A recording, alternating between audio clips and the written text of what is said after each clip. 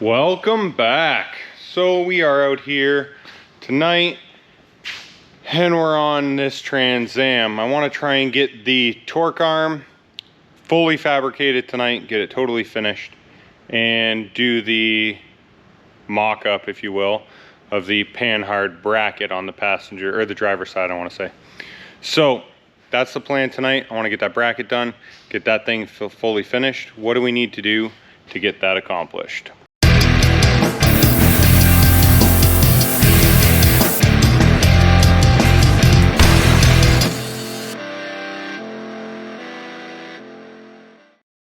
So starting off back here with the Panhard, you can see that we need to come off the axle tube about 6 inches back. We need to drop about 4 inches.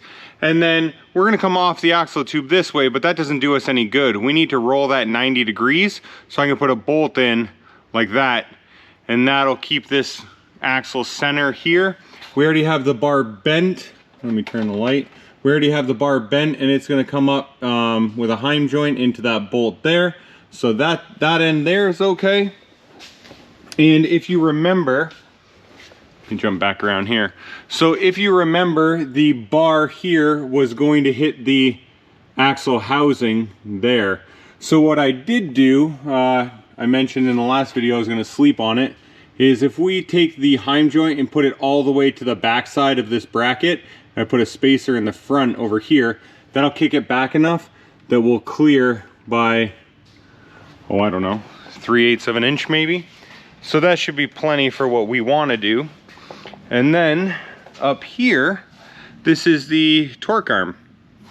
So as you can see, in between these two bars here is hollow currently. And what I want to do is kind of put a bar like this, put a bar like that, put a bar like this, put a bar like that.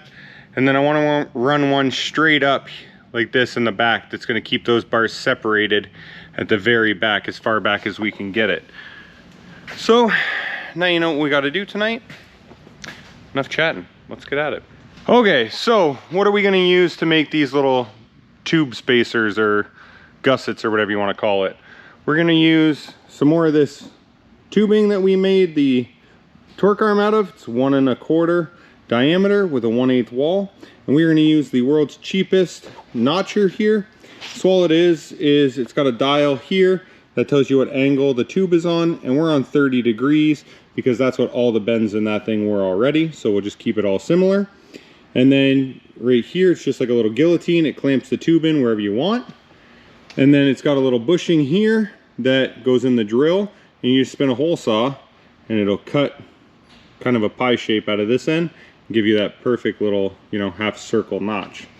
So you can see here, this is going to run straight across there, and it's going to chisel out half of that tube, and then it'll fit around the tubes in the car absolutely perfectly. We just dust them up with a grinder real fast and you're done. So let's get to using it.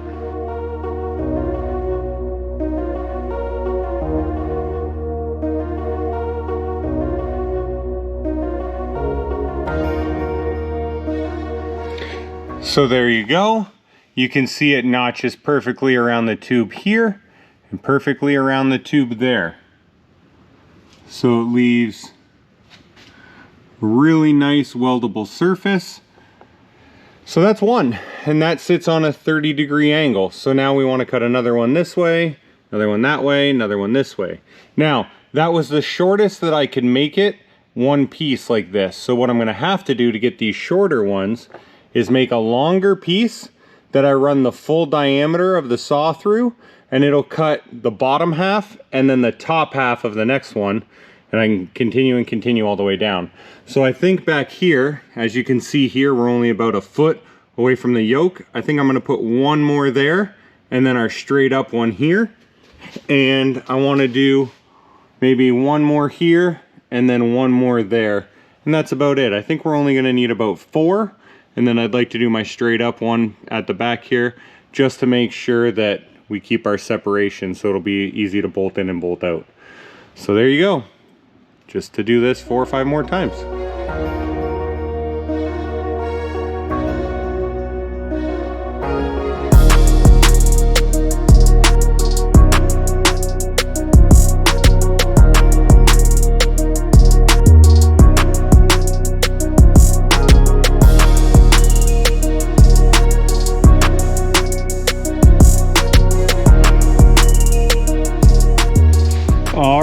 so there you have it. So I spaced them 9 1/4 inches apart from the closest point. Then I did it on the top, then back on the bottom. So they're all the same distance apart other than this last triangle. And that's because, like I said, I wanted to get a bar way back here, right near this bung, right to the top, right near that bung up there. So I think it's gonna work good. We got a lot of room, obviously, to the drive shaft yoke, and that's larger than the drive shaft tube diameter. So that still gives us about 1 inch in here at the closest point. So it's all tacked up. I still have to weld this part of the mount here to the transmission cross member, and I still need to make my little plate here to hold the transmission in. But that's about as far as I can go right now on that, because I need to mock up this bracket. As soon as I take out the bolts here holding this, the rear end's going to want to flop. So it's set perfectly right now. I don't want to move it until we kind of know what's going on here. So that's the plan now. See what we can get.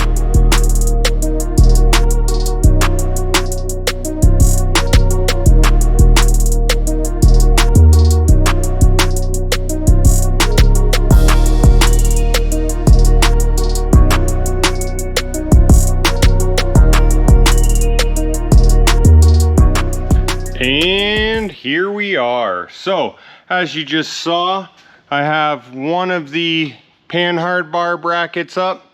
I made another one that I was going to put on the outside of this, but if I look down the bar this way, it sits really nice and parallel right now. So if I move the heim joint to this side, it'll be too far out. So I'm going to make one more bracket that comes on the inside, and I'll space it out a little bit like this. It'll come on the inside, make the L, so we can attach to the back side here, like that and like that. So it'll be a little bit shorter in this area, a little bit shorter in this area here. But we got the bungs tapped into place. I got my holes drilled, as you can see here. We come down to the other end. We got the bung tapped in, got our holes drilled. I'm just using a drill bit because I didn't have another 1/2 inch bolt that was long enough to get all the way through here. But that's it, that's in place. So that's what I wanted to get done for tonight. This other bracket that we're gonna put on here, I can do that with the rear end out of the car. So I'll get this one done in CAD, and hopefully tomorrow we can get it cut over at Dynamic. That's who made these right here. What else did I do tonight? Up here in the front, I got the transmission mount in place. So this engine is set back 4 degrees. So your oil will come to the back of the oil pan. You always want your motor tilted back, or the transmission side down 4 to 5 degrees. So this is down 4 degrees. So I got this welded in, and then I did one little gusset plate right here for this lower. So that just ties both of these little brackets here into this plate, which is back to the rear end. Just to make sure, you know, with all the torquing that this thing's gonna take, having a trans brake and everything, that it won't rip off, we won't have any issues. Now, what I'd like to do tonight is modify these arms here for the anti-roll bar. So we're gonna do that right now. I'll modify both of those and get those done. And then, yeah, I think we're about ready to drop the rear end out of this, start welding everything up. So let's get those anti-roll bar brackets moved out of the way, and we can get the brackets sorted out where they're gonna come up here and hit the frame rail. Let's get her done. So one more thing that I did forget about, on this Panhard bar mount that I have here, as you can see, this edge here is higher than that edge. It kind of comes down like this. So what I want to do is take the grinder and just run across so that it's flat with the car. I don't like that this point is further down. So like I said, we're just going to take the grinding wheel, we'll run across it, we'll lip it off so that it's square, and then we'll just kind of dress the edge up kind of like that. So I'll make that modification on the next bracket that we're going to do on the inside, so I won't have to grind it, but this one we're going to have to. And then what I did have Dynamic do is the spacing that I want between this and the next bracket is 2.5 inches. I want these 2.5 inches apart so it has good stability from twisting like this. So I had him cut some 2.5 inch wide material So what we're gonna do is we're gonna put one in the middle and I'll weld that, and then we're gonna plate the top and we're gonna plate the bottom. So it'll kind of look like the letter H with the top and the bottom kind of filled in as well. So I guess maybe like a number 8. So it'll be kind of like a couple pieces of tubing put together. That way this thing's super strong. I don't have to worry about it trying to flex or bend or whatever. And we did make it at a 1/4, so it is super thick. You know, we shouldn't have any issues, but just in case, I want to make sure that that's not the side that fails. I'd rather the car side fail, and hey, then nobody can blame me. All right, so let's real quick just go over the plan that I have to try and do this. I have not done this. I do not know if it's going to work, but in my head, I think it will. So basically, we have these 2 pieces right here that I need to bend. And they're not gonna wanna bend because the inside part needs to go less distance than the outside. And because it's got these little pipes here welded in, you can see 1, 2, 3, it's not gonna wanna like let those shift. And even if they did shift, this hole up here for this bolt is not gonna be straight anymore, this guy right here. So what I wanna do is cut this one. We'll just cut it right through with the die grinder. And then now I can bend this outside one here, and then wherever that ends up landing, I can weld this one back together. So that's my plan. Hopefully it works. If not, I guess Dynamic's gonna be making us some new arms.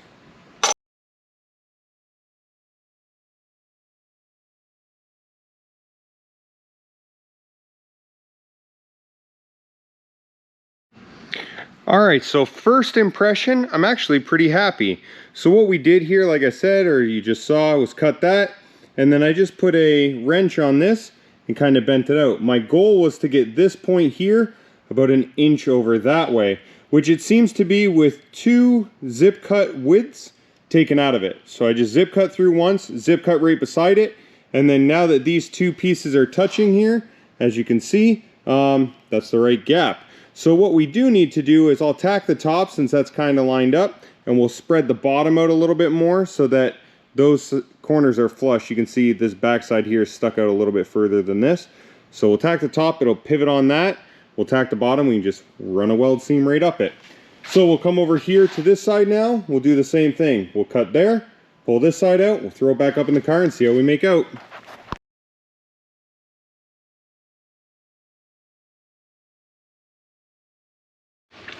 All right, so as you can see, if we roll this up, this one is still about center, just past center of the frame rail. And now this side that was completely missing is just to the edge. So what I think we're gonna do is take one more zip cut out of this guy, bend it just a bit more, and see if we can get both sides to be, you know, 1/4 inch or so. This one will probably be a 1/4 inch to the outside of the frame rail, and this one I'd like to get a 1/4 inch just on the inside of the frame rail, right about in this area here. So we'll repeat the same process, and I won't bore you with that. I'll bring it back when I get it right. All right, so I don't want to go any further than where we're at. We're not perfectly where I want to be. If you can see here, we are just on the edge. I want to be just inside, but I feel like the more we bend this thing, the less strong it's going to end up being. And since this is going to be holding the car from pivoting left to right when he releases that trans brake and it tries to do a wheelie, I don't want to make these things any weaker than I have to. So that's where we're going to keep this. What I will do now is up here, there's a little lip right there. That lip has to be shaved off, so we can put a plate in here that this bracket is going to attach to. Oh gosh, there you go. So this guy's going to attach to there. We need to put a plate since we're going to hit right on this side here. So not a big deal. This side over here is, you know, just inside that lip like we were talking about. So that's good. Now that I have to remake this bracket here at Dynamic, what I will do is I'll get the CAD done for those 2 plates up at the frame rail, so at least we can have it all done at the same time. And as soon as those get tacked up, then we can pull the rear end, finish weld everything, and yeah, go get it powder coated so it looks all pretty.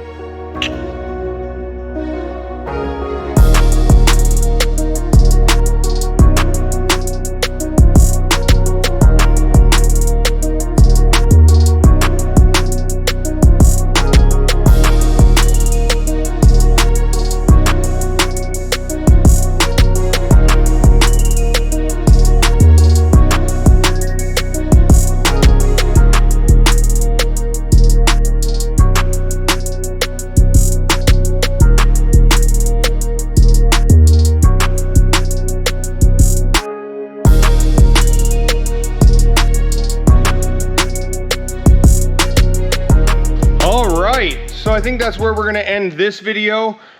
We did get a lot done. We got the torque arm fully gusseted, if you will, with the little tubes in there. We got the transmission mount done. We got the Panhard bar here put in place, cut and everything. We got one of the brackets in here. I'm gonna remake the other one. The one that I have would have put the bar on the outside of this bracket, where, you know, now seeing it in the car, one on the inside. So we'll make one a little bit shorter. And then we started the anti-roll bar. So we modified, there we are. We modified the arm here so it pivots out where we needed it. And these brackets are what is supplied in the kit that are supposed to weld way up here on the frame. Problem is, those brackets are so tall from the bolt to the top that we have a ton of clearance in here that isn't really needed. And that's gonna make our arm so short that this bung that presses into the tube actually collide with each other, they hit. So what I wanna do is try and shorten that thing up as much as I can. We'll get it maybe 1/8 of an inch clearance, which, you know, I wouldn't really wanna go any more than that. But we'll get it about 1/8 of an inch, and then that'll give us the longest arm possible, so that hopefully we can, you know, not bind up when it goes through its suspension travel. One thing that I am going to do is this heim right here goes front to back in the vehicle, or now, you know, kind of sideways a little bit. But that one goes front to back for the majority of it. And this one up here, I'm gonna put sideways. So any sideways motion that that arm has to go in will come out of this joint, and any front to back motion will come out of this one. Again, hoping that if I can have both of those opposite each other, it'll stop any binding, because they are so short now. Usually, you know, they're 5-6 inches long, but where this car is going to sit, he wants it really, really low to the ground. We don't really have another option other than to make them super short. So all that being said, I'll go do some CAD. We'll get all those brackets kicked off at Dynamic tomorrow. Hopefully get them back tomorrow, and yeah, we should be good to go. Now, one last thing that I will mention is this client brought in a ton more parts. They're up here on the floor. He brought in the rad, the front bumper, their intercooler, all this stuff that now we're gonna be mounting in the front. So we have a bunch more tube work to do in the front of this thing.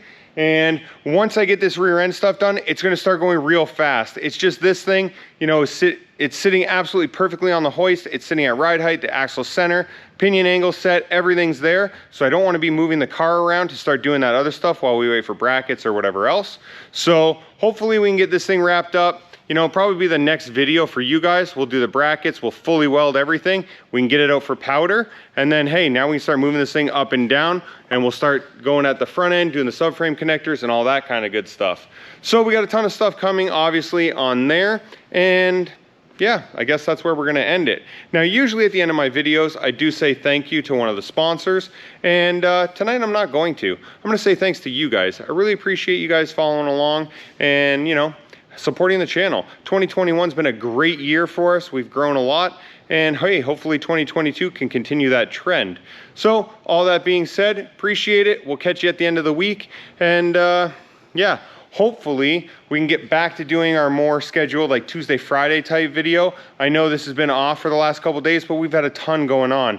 Ton of stuff coming in. I got, you know, snow blowers here for guys that we got to get fixed. We got a ton of stuff going on that I just haven't been able to get videos done. I do these videos, again, like I said, at night after hours. So I try not to get, you know, involved with this kind of stuff during the day. So yeah, hopefully we can get this thing wrapped up and get a whole bunch of work done on it, you know, during the Christmas break, and get this thing done and out of here. And then here, I'll give you a sneak preview while we're here. I'm feeling nice tonight.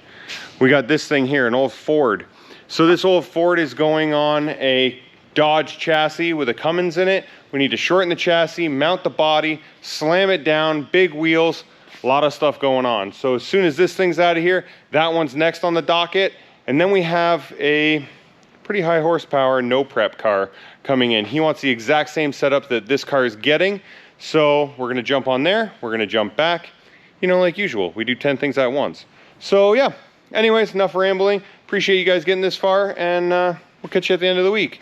Do stuff.